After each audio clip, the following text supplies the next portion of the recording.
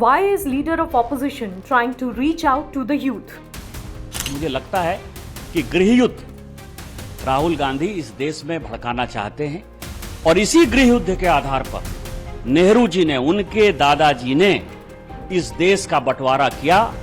उसी गृहयुद्ध को करा के जेएनजी जैसे मुद्दे को उठाकर ये इस देश के टुकड़े टुकड़े करना चाहते हैं सोरोस फाउंडेशन के साथ मिलकर। देश में अस्थिरता लाने के, देश में आतंक लाने के उन्होंने पहले भी कई इंटरनेशनल साजिशें की हैं। अमेरिका में जाके उन्होंने बहुत पहले भी भीख मांगी है कि हमारे देश को बचाओ, हमारे देश को बचाओ, और अब भी उनकी करतूतें जो है वो रुक नहीं रही है। Same thing is found to be used by the anti-Indian groups and the elements in Pakistan. Decoding Rahul Gandhi's Gen Z shout-out. Electoral stakes. Gen Z forms a share of first-time voters, potentially decisive in polls. Symbolism and strategy. After Nepal stir, the term Gen Z is raising eyebrows. Online traction. Hashtags like Gen Z for Democracy trended, sparking a debate on youth's potential participation. Message. The post echoes the party's allegations of vote theft. However, it cannot be ruled out that Rahul Gandhi's repeated appeal without credible data and strength to stand the test of judicial scrutiny has raised doubts over his claims. Democratic system की रक्षा करने का नहीं, वो काम हिंदुस्तान के institutions का है। Whatever the narratives Pakistan creates, same narrative is propounded by Rahul Gandhi and his company here in India. So we have realized in last so many years, whatever Rahul Gandhi and his left group speaks about and tries to create a narrative in India, same thing is found to be used by the anti-Indian groups and the elements in Pakistan. So that similarity we have found over the years. Nepal और बांग्लादेश में हुआ है, जिसके साथ की राहुल गांधी अपने आप को जोड़ना चाहते हैं। दोनों जगह पर जेएनजी क्या कह रहा है? हम परिवारवाद के खिलाफ हैं, परिवारवादी पार्टी के खिलाफ हैं। परिवारवाद कहां है? मोदी जी तो परिवारवादी नहीं है।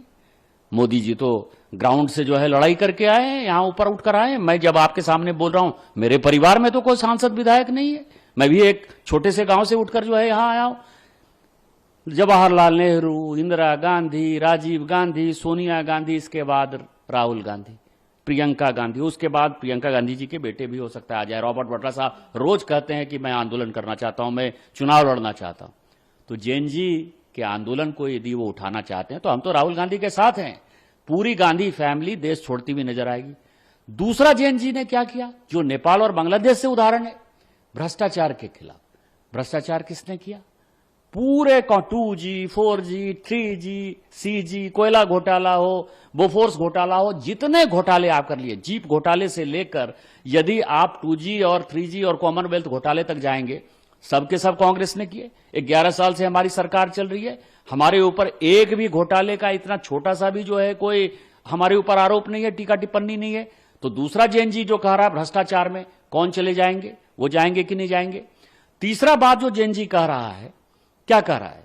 वो ये कह रहा है कि हम संविधान में संशोधन करेंगे। वो बांग्लादेश को इस्लामिक राष्ट्र बनाना चाहता है, नेपाल को हिंदू राष्ट्र बनाना चाहता है, ये जेएनजी कहता है। मेजोरिटी भारत में यहां है, हम सेकुलर हैं और आई एम प्राउड कि हम सेकुलर हैं और सेकुलर रहना चाहिए, संविधान में जो बाबा साहब अंबेडकर ने कहा है। लेकिन जेएनजी जब हिंदू राष्ट्र की तरफ बढ़ेगा तब आप क्या करोगे? तो क्या इस देश को हिंदू राष्ट्र बना दोगे आप? जेएनजी यही तो कहेगा।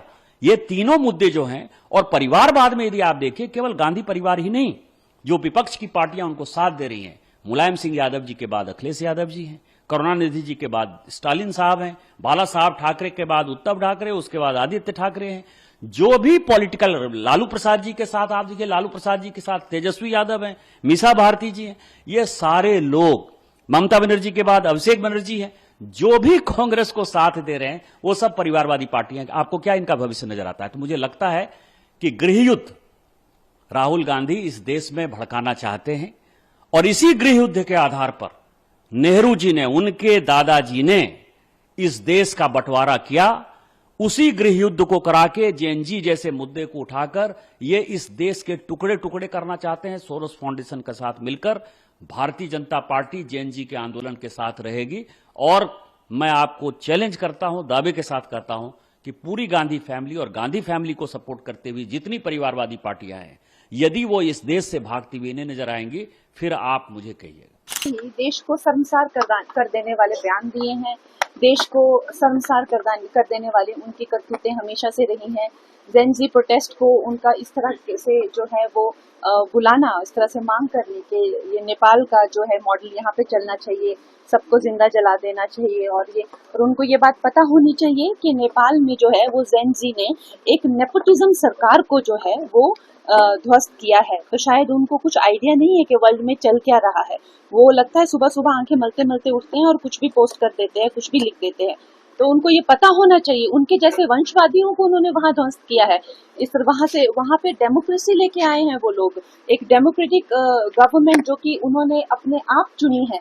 तो अगर वो लगता है अब इस देश से अगर इस तरह की करतूतें करेंगे तो भाग्य निकाले जाएंगे।